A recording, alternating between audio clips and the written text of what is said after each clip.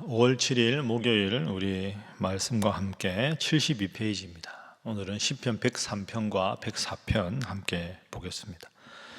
103편은 자기 백성에 대한 여호와의 인자하심과 사랑을 노래하는 찬양시입니다.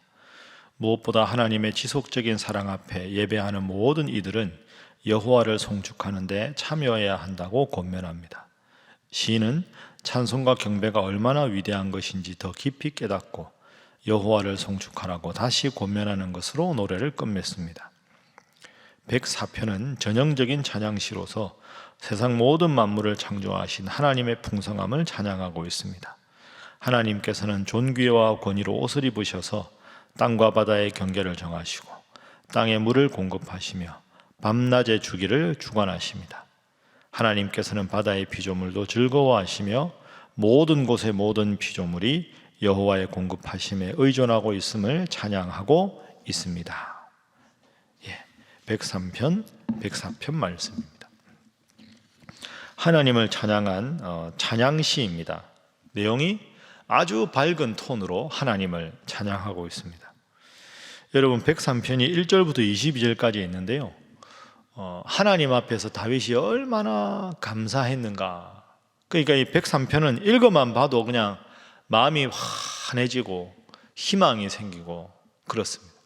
시편의 1편부터 150편까지 중에 감사시가 꽤 많이 있는데요, 그 많은 감사시 중에서도 가장 훌륭하고 탁월한 감사시의 백미다 하는 것이 바로 103편입니다. 내 영혼아 여호와를 송축하라. 내 속에 있는 것들아 다 그의 거룩한 이름을 송축하라. 내 영혼아 여호와를 송축하며 그의 모든 은택을 잊지 말지어다. 마지막에 23절에도 22절에도 여호와의 지으심을 받고 그가 다스리시는 모든 곳에 있는 너희여 여호와를 송축하라. 내 영혼아 여호와를 송축하라. 하나님을 참 희망적으로 기뻐하면서 찬양하고 있습니다. 그래서 오늘 첫 번째 기도 제목은 항상 감사함으로 주님을 찬양하게 하소서 하는 것입니다. 항상 감사하는 마음으로 주님을 찬양하는 것. 여러분도 마음이 좀 힘들고 울적해지면 이 시편 103편을 한번 읽어보십시오. 읽기만 해도 기쁨이 생기고 치유가 됩니다. 다윗이 생각해보면 어릴 적에 이새라는 아버지를 둔 형제 중에 막내였잖아요. 제가 한 3주 됐나요? 설교했을 때 말씀드렸죠. 하나님께서 이새 아들 중에 이 나라를 다스릴 왕이 있다. 사무엘에게 가라고 합니다.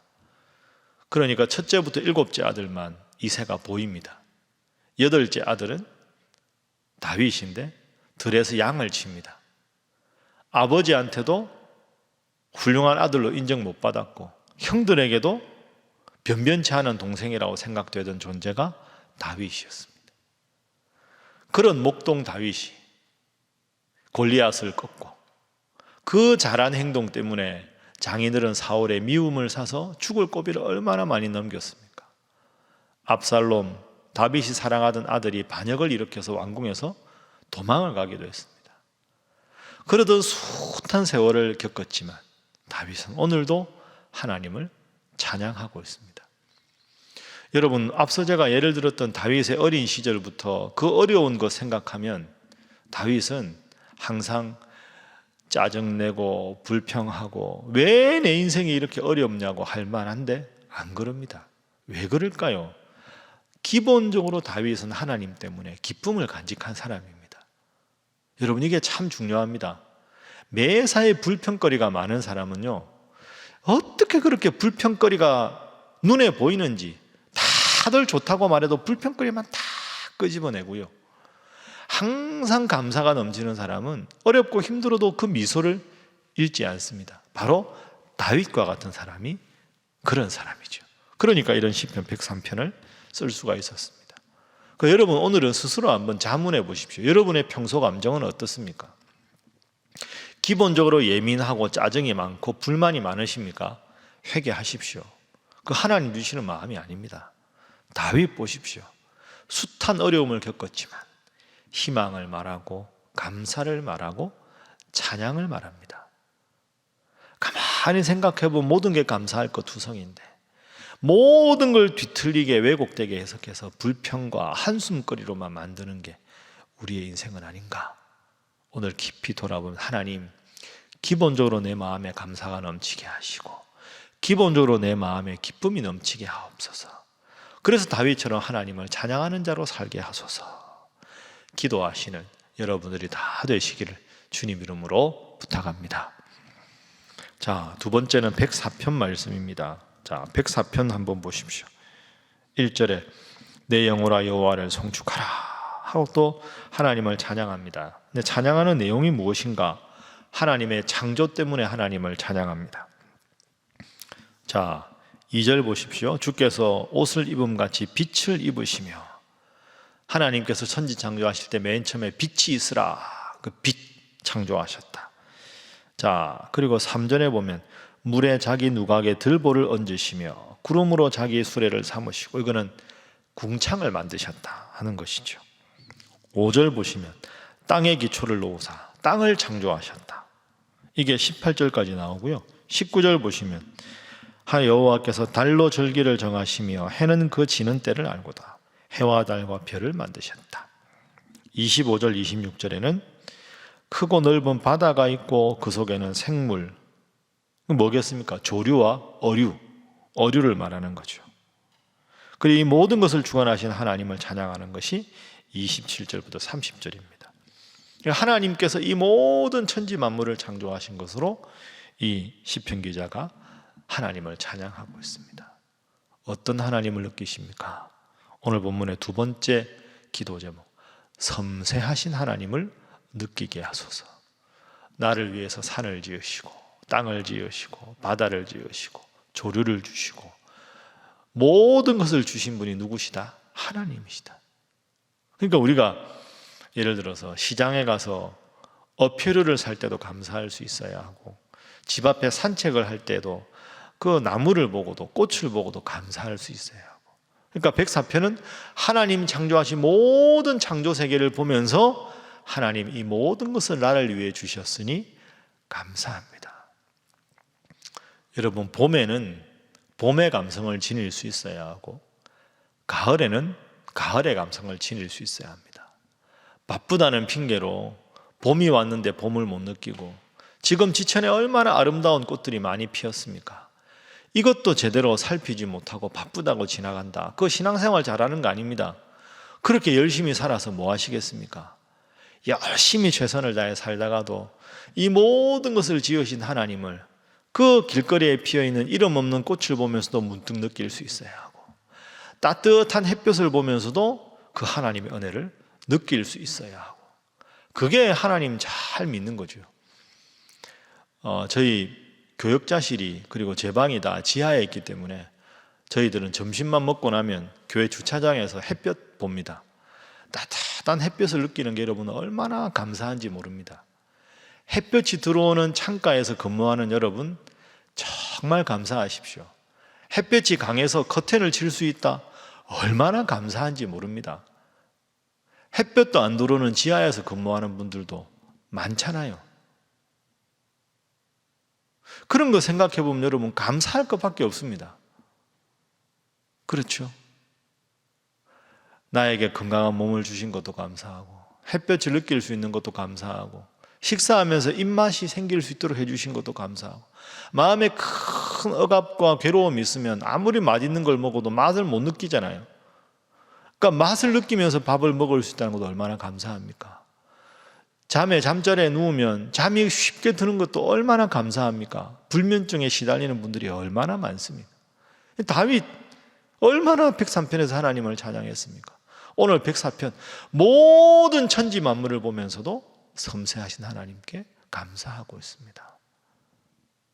감사할 제목 한 개지, 두 가지, 세 가지. 내가 기도한 거 들어주셨을 때만 감사하는 게 아니라 내 주위 모든 환경이 감사할 것밖에 없다. 감사할 것밖에 없다. 섬세하신 하나님을 느끼게 되는 것이죠. 자, 세 번째 기도 제목입니다. 104편. 하나님께서 이 모든 것을 왜 창조하셨을까요? 자, 28절, 29절 보십시오. 주께서 주신즉 그들이 받으며 주께서 손을 펴신즉 그들이 좋은 것으로 만족하다가 주께서 낯을 숨기신즉 그들이 떨고 주께서 그들의 호흡을 거두신즉 그들은 죽어 먼지로 돌아가나이다. 여러분, 여기서 그들은 주께서 주신즉 그들이 받으며, 그들은 하나님의 백성이라고 볼 수도 있지만 나라고 볼 수도 있습니다. 하나님께서 나를 위해서 이 모든 우주 만물을 창조하셨다. 주께서 이 모든 것을 주시니 내가 받는다. 주님께서 손을 펴신즉 내가 좋은 것으로 만족한다. 이 모든 것이 사실은 나를 위한 것이다. 감사할 수밖에 없는 것이죠. 33절부터 봅니다. 내가 평생토록 여호와께 노래하며 내가 살아있는 동안 내 하나님을 찬양하리로다. 나의 기도를 기쁘게 여기시기를 바라나니 나는 여호와로 말미암아 즐거워하리로다. 죄인들을 땅에서 소멸시키시며 악인들을 다시 잊지 못하게 하시리로다. 내 영혼아 여호와를 송축하라. 할렐루야. 아멘. 34절 뒤에 나는 여호와로 말미암아 즐거워하리로다. 세 번째 기도 제목은 주님 때문에 즐거워하는 자 되게 하소서. 나는 여호와로 말미암아 즐거워하리로다. 누구로 말미암아? 하나님으로 말미암아. 하나님 때문에 즐거워하겠다. 왜? 이 모든 것을 나를 위해서 주셨으니까. 여러분, 오늘 하루도 하나님 여러분에게 주신 선물입니다. 오늘 하루만 더 살고 싶은 사람 얼마나 많이 있을까요? 병원에 갈 때마다 여러분 느끼지 않습니까? 한 죽어가는 전쟁터에서 병사에게 그 종군 기자가 가서 마지막으로 하고 싶은 말이 있으면 하라고, 내가 가족들에게 전해주겠다고. 죽어가는 총상을 입은 그 병사가 입을 열고 그렇게 말했다는 거 아닙니까? Give me tomorrow. 나에게 내일을 주시오. Give me tomorrow. 그 병사가 Give me tomorrow 했던 그 tomorrow로 쯤은 오늘 우리가 살아가는 오늘입니다. 하루하루 내가 살아간다는 게 은혜 아닙니까? 이 코로나19의 상황에서 살아있다는 것이 감사하고, 건강을 주신 것이 감사하고, 모든 것이 은혜이다. 늘 말씀드리지만 모든 것이 은혜요, 모든 것이 감사요, 모든 것이 주님께서 섭리해 주신 결과다.